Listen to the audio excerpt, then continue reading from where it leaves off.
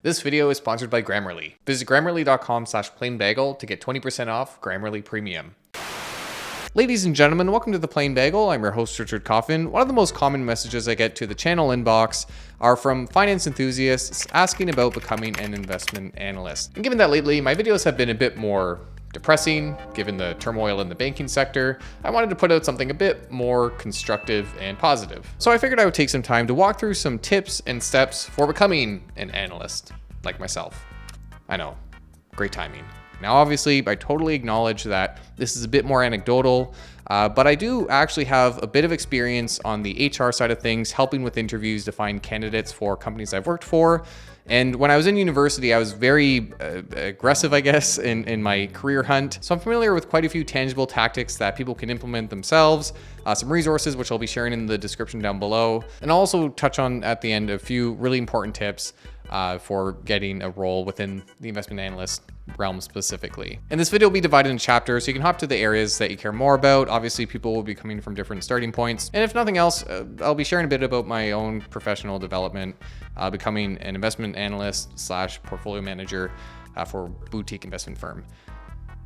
Let's hop into it. We're going to start at the very basics, which is naturally building the technical skills to become an investment analyst, being able to actually do the job. Now, a lot of employers do see a bachelor's of finance or economics as a sort of bare minimum.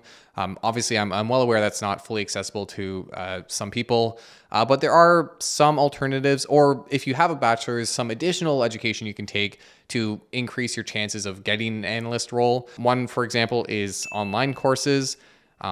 Some online courses I should specify. I highly recommend you avoid influencer-focused ones and look to ones that are well-regarded in the industry. One I can recommend myself is Wall Street Prep. I'm not affiliated with them in any way, not sponsored, no ties whatsoever. It's just a good online course load for learning about modeling and stuff like that, even if you have this other education. And I also really encourage people who want to become an analyst to pursue the Chartered Financial Analyst designation. The CFA, which if you aren't familiar, is a self-study program where you write 3 exams. There's 3 levels. And after you finish those and build up the necessary work experience, you get a CFA designation like what I have myself. There are a lot of designations out there. There's a CPA for accounting, the CFP for financial planning, chartered alternative investment analyst. There's all kinds of ones out there, but the CFA is really seen as a gold standard in the industry. Some people do see even the CFA as a bare minimum when looking to hire people. So getting that first level, not only a way to actually educate yourself, but will itself be a resume builder, something you can put on your resume to highlight that you have a level of technical understanding when it comes to analysis. So that's kind of the base level education stuff. In terms of other technical skills, there's data terminal experience, specifically when it comes to Bloomberg terminals. If you have access to a university that itself has a Bloomberg terminal, because they are very expensive machines, but some finance schools will have one that is shared among students. I highly recommend you get familiar with it. There's actually a self-study course with Bloomberg called the Bloomberg Market Concepts. That again is something that you can put on your resume once you get that certificate. That teaches you the basics of using a Bloomberg terminal. And of course, the other really big one that you should be very proficient in is spreadsheet programs, stuff like Excel.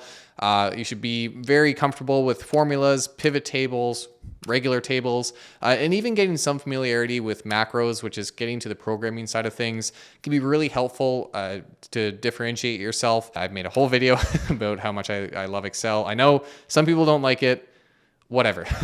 It's worked well for me. And it's also something that's very easy to learn. There's a lot of great YouTube videos that talk about the different functions, and with Google Sheets and stuff like that, everyone really has access to a base level spreadsheet program.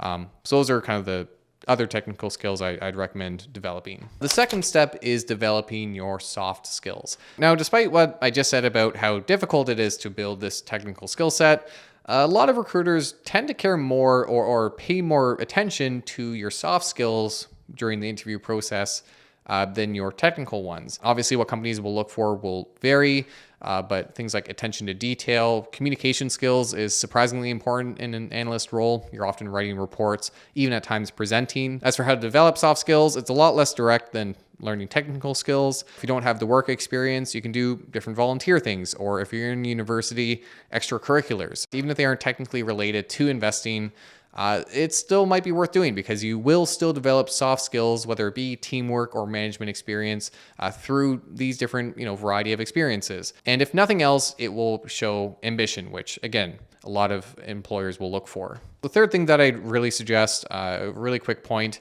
is keeping a pulse on the market. To start following the market relatively closely, or at the very least consistently. This doesn't have to be an effort intensive step, but it's stuff like either subscribing to newsletters or even just reading the front page of Yahoo Finance to get some familiarity with what's going on, because it often comes up in interviews that people will ask you about the current state of affairs. So you have to talk to that, obviously, to some degree. I myself, I'm reading the news every day as an analyst.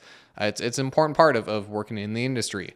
Some newsletters that you can subscribe to if you'd like. Not sponsoring this video, but past sponsors that I've had: the Daily Upside, Morning Brew, very excellent business newsletters. There's also the Economist Espresso as a paid one, but a good one there as well. And there's plenty of other newsletters out there. Really, the goal is just to get some exposure to this stuff and get into the habit of reading the news on a daily basis. Now, the fourth step, which is probably going to generate the most groans amongst viewers, is to start building your network. Now, I know, I get it. It's kind of a cliche business personality tip, but it really is helpful. When I talk about networking, I mean reaching out to professionals who work in a field that you want to enter, and asking them questions, whether it be over email, asking to meet up for coffee at some point, or actually going to networking events or events where you'll be exposed to professionals that you want to connect with. And networking isn't about just asking people if they're hiring and handing them a resume. It really is a learning opportunity. You have a lot of people who in many cases have a vast amount of expertise and experience in the field that you're interested in, who in many cases are willing to be mentors for free because they're either passionate or just are interested in meeting aspiring students. And it's also an opportunity to learn about the role itself. You might meet up with someone and realize, this sounds awful. I don't want to do this position because I thought it was this, but after speaking to someone, it's more so this kind of area of work that doesn't really speak to me. So I know some people really aren't comfortable with that kind of stuff. I really do think it's worth it. If you're a student, your school will likely have a number of different events. If you aren't a student, you can use LinkedIn to reach out to mutual contacts or whatever, or reach out to professionals who work at companies that, again, you want to work for. And you can also reach out to local organizations, groups, whatever have you, for the area that you want to work. And they might have different networking events. It's a very common thing. It's a very big thing in business is networking. Now, step 5 here is building a solid resume and applying for the jobs that you want. Naturally. Now, it's worth highlighting this as a step because really your resume and your cover letter, which you should definitely have a cover letter, they really are your first impression that you're giving this company when you apply for a role. And even if you don't meet all the technical requirements, whether it be, you lack 2 years of experience or, a certain skill set, it's still worth applying because obviously there's no cost of doing so. The marginal effort is typically pretty low. You can look up templates for resumes online. I'll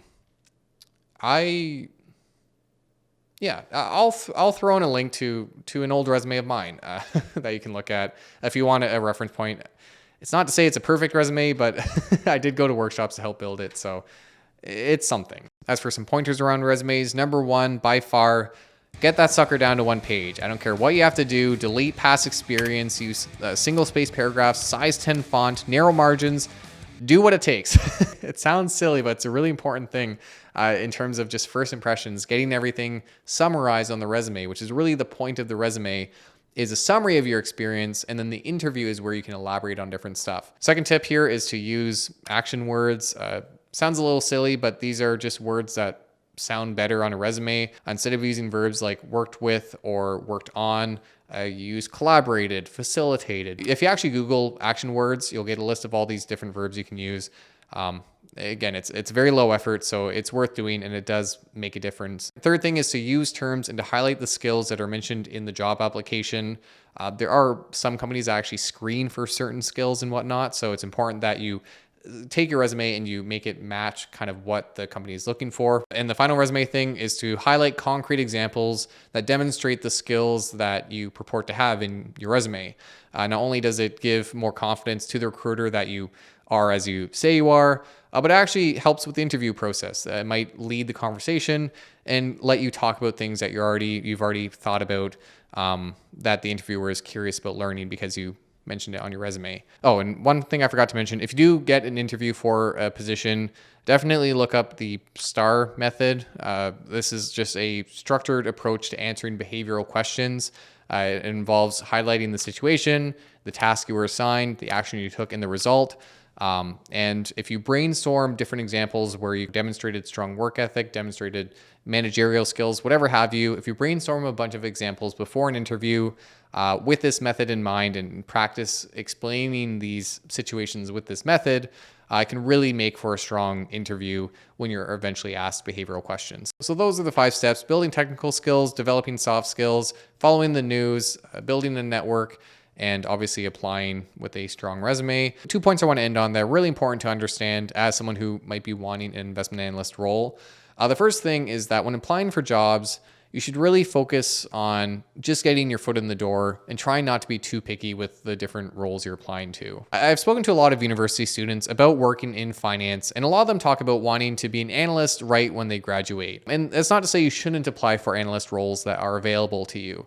But the unfortunate truth is that the vast majority of jobs in finance are either supportive, administrative, or sales roles. And the reason for that is that a lot of banks and financial institutions really centralize their analysis, which is a generally expensive process, amongst pretty small teams, and then use massive sales forces to bring in new capital, which is obviously their money maker. It really is unfortunate. I quite dislike that aspect of the industry, but don't be afraid to take a stepping stone towards becoming the analyst that you want to be. My first position, for example, was as a transfer agent. It was very operational, but it eventually from that point, I was promoted 2 different positions, including eventually a client portfolio trader, which is part operational, but more dealing with stocks directly.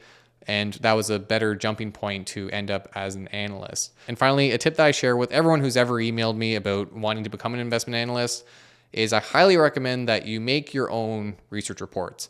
That can seem really intimidating, but it really doesn't have to be. It's not about making a necessarily good report, but it's about applying the technical skills that you've learned, using it to get familiar with what a research report might look like and how to build one, and just practicing that over time. Not only will it help solidify your technical skills, it gives you something that you can bring forward to your employer when you apply for an analyst position. And even if it's a bad recommendation, it will show a lot of ambition and, again, demonstrate some of your technical skills. I'll actually include a link to my university student fund's website because they publish some of their own research reports. And these reports are very much in line with what the industry puts out.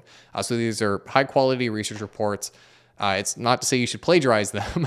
Please don't do that.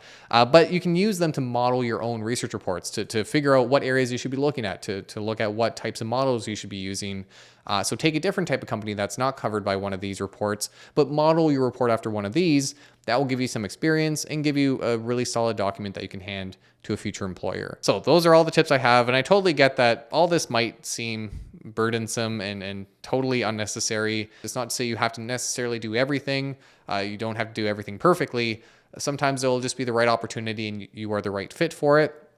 But all these things will help you in your application for these roles. So I hope you found this stuff helpful. Before I sign off, I do want to give a quick thank you to today's sponsor, Grammarly. Whether you're applying for a job, putting together a report for your employer, or just writing emails on a daily basis, I don't need to tell you that communication plays a really big role in our careers. I'm not kidding when I say there are recruiters out there who will throw out a resume the moment they find a grammatical error. For the love of God, proofread your resumes. As for how Grammarly can help with that, well, they are a grammatic service that not only catches typos, but also makes suggestions to improve wording, the tone, coherence of your typing, and even offers tips to teach you how to become a better writer. They have a free service that checks punctuation, spelling, and offers tone detection. And with the premium service, among other things, you get full sentence rewrites, and even this really cool tone suggestion feature that helps you sound more confident and concise with your wording. They integrate into your major writing platforms, Word, Word, Outlook, Slack. They integrate into Chrome, and they also have an online editor on their website that you can work within. If you want to use technology to improve your communication and actually become a better writer over time, Grammarly has a solid offering. You can use the link in the description below to try out the free service, and if you want to try premium, the link will give you 20% off the subscription price. So thank you, Grammarly, and thank you guys for joining me today. I do hope you found this video helpful. If you work in the industry in investments and either agree, disagree, or have additional points to raise, please do share in the comments down below. I'm sure others will get a lot of value out of that. This is, again, a little bit anecdotal, but hopefully is a bit helpful. If you did like this video, please do make sure to like, subscribe, all that good stuff. It does help the channel tremendously. And yeah, we will see you in the next one. Until then, see you in the next one. I wasn't hired for my communication skills.